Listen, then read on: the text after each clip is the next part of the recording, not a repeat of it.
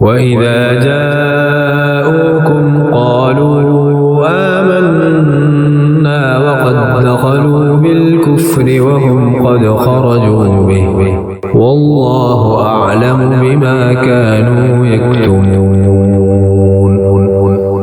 Whenever they come to you, they say, "We believe," whereas in fact they come disbelieving and go away disbelieving, and Allah knows all that they hide. وترى كثيرا منهم يسارعون في الإثم والعدوان وأكلهم السحت لبئس ما كانوا يعملون.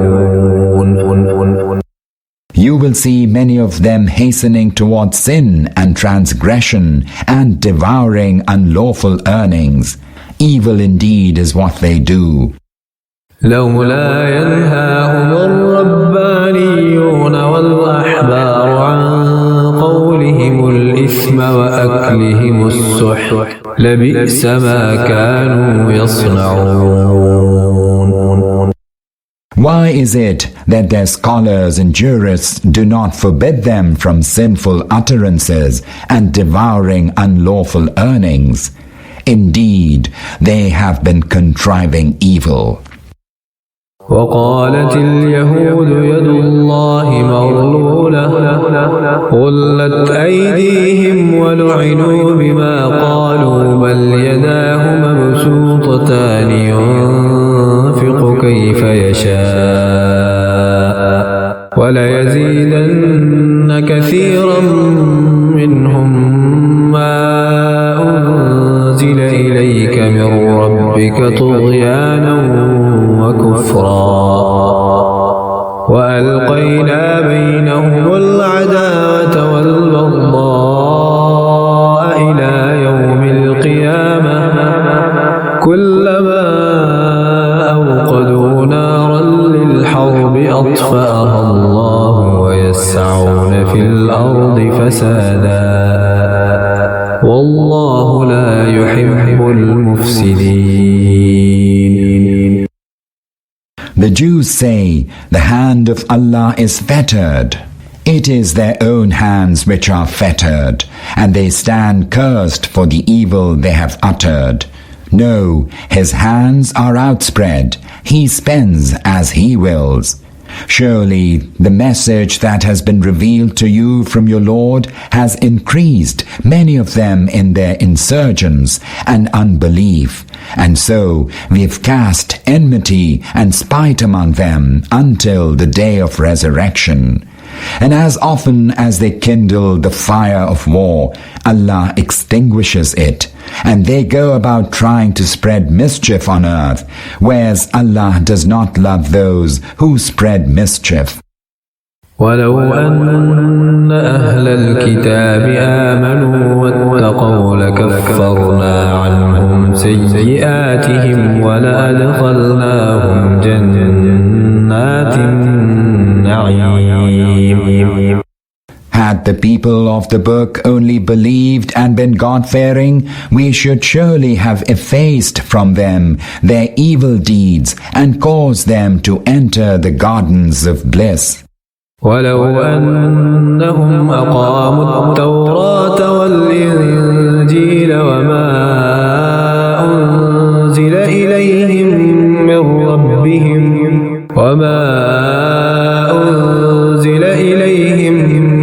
ربهم لأكلوا من فوقهم ومن تحت أرجلهم منهم أمة مقتصدة وكثير منهم ساء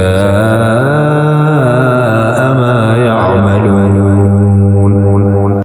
Had the people of the book observed the Torah and the Gospel and all that had been revealed to them from their Lord, sustenance would have been showered over them from above and would have risen from beneath their feet.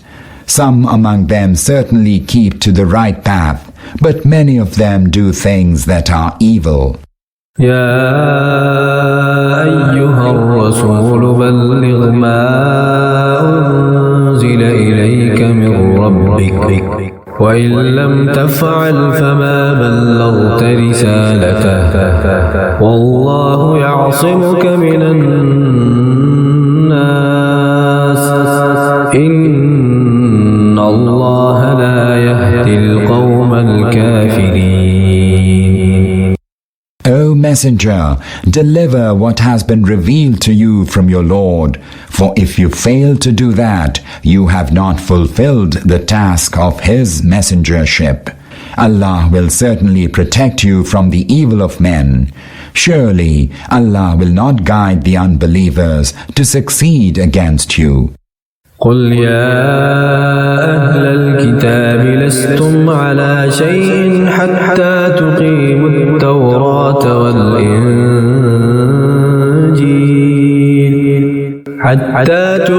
التوراة والإنجيل وما أنزل إليكم من ربكم وليزيدن كثيرا منهم ما أنزل إليك من ربك طغيانا وكفرا فلا تأس على القوم الكافرين. Say to them, people of the book, you have no solid ground to stand on unless you establish the Torah and the Gospel and all that had been revealed to you from your Lord. Indeed, the message revealed to you from your Lord will lead the aggravation of insurgents and unbelief in many of them. So do not grieve for those who disbelieve.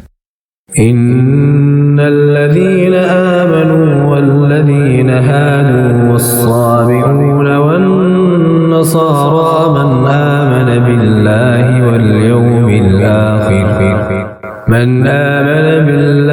واليوم الآخر وعمل صالحا فلا خوف عليهم ولا هم يحزنون. Know well, none has an exclusive claim to the truth. For all those who believe in Allah and in the last day and do good deeds, whether they are Muslims or Jews or Sabaeans or Christians, neither fear shall fall upon them, nor shall they have any reason to grieve.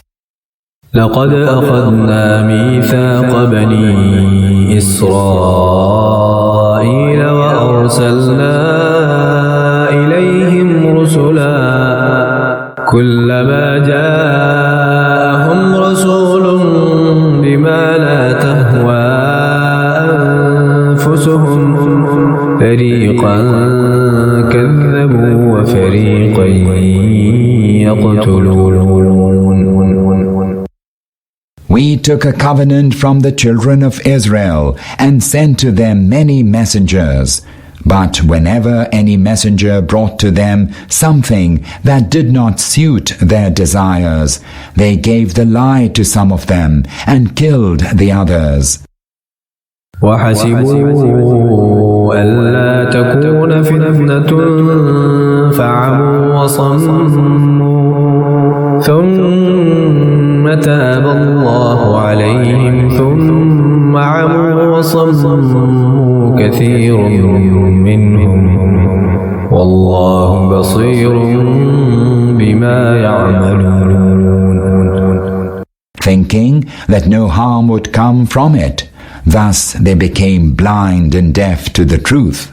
Thereafter Allah turned towards them in gracious forgiveness, but many of them became even more deaf and blind to the truth. Allah sees all that they do. لقد كفر الذين قالوا إن الله هو المسيح ابن مريم وقال المسيح يا بني إسرائيل اعبدوا الله ربي وربكم إنه من يشرك بالله فقد حرم الله عليه الجنة ومأواه النار وما للظالمين من أنصار.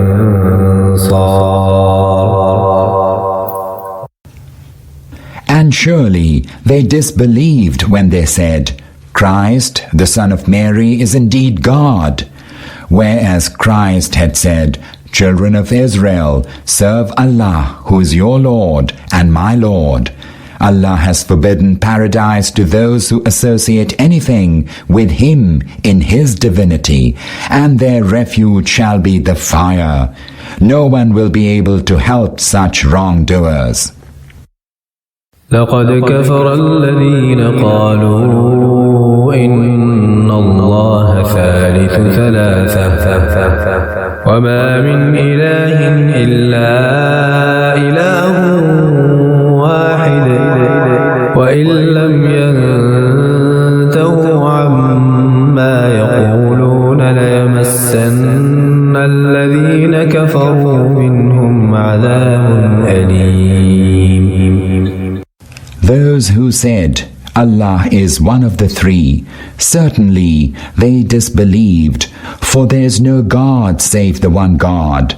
And if they do not give up this claim, all who have disbelieved among them shall be subjected to painful chastisement.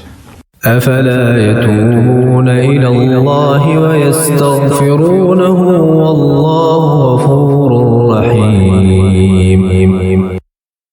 Will they not then turn to Allah in repentance and ask for His forgiveness? Allah is all forgiving, all compassionate.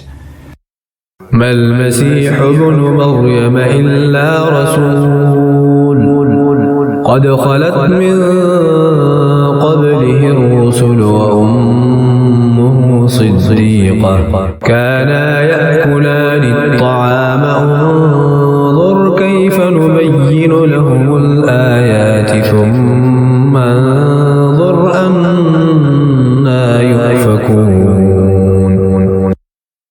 The Messiah, son of Mary, was no more than a messenger before whom many messengers have passed away, and his mother adhered wholly to truthfulness, and they both ate food as other mortals do. See how we make our signs clear to them, and see where they are turning away. قل أتعبدون من دون الله ما لا يملك لكم ضرا ولا نفعا والله هو السميع العليم. Say, do you serve instead of Allah that which has no power either to harm or benefit you? Whereas Allah alone is all-hearing, all-knowing. قل يا أهل الكتاب لا تغلوا في دينكم غير الحق ولا تتبعوا أهواء قوم قد ضلوا من قبل وأضلوا كثيرا وضلوا عن سواء السبيل.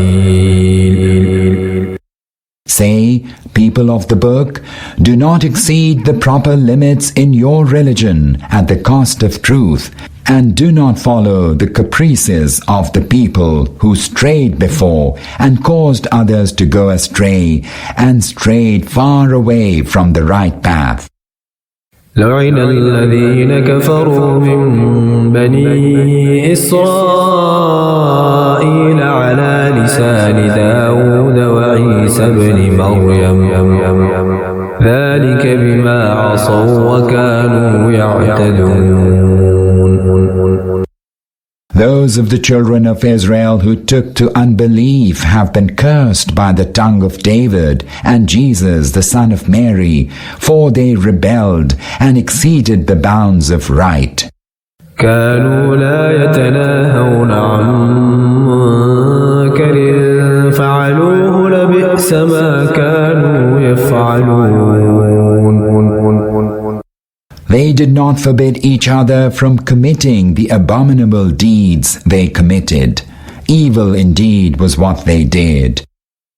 ترى كثيرا منهم يتولون الذين كفروا لبئس ما قدمت لهم أنفسهم أن سخط الله عليهم وفي العذاب هم خالدون. And now you can see many of them taking the unbelievers instead of the believers for their allies. Indeed, they've sent forth evil for themselves. Allah is angry with them, and they shall abide in chastisement.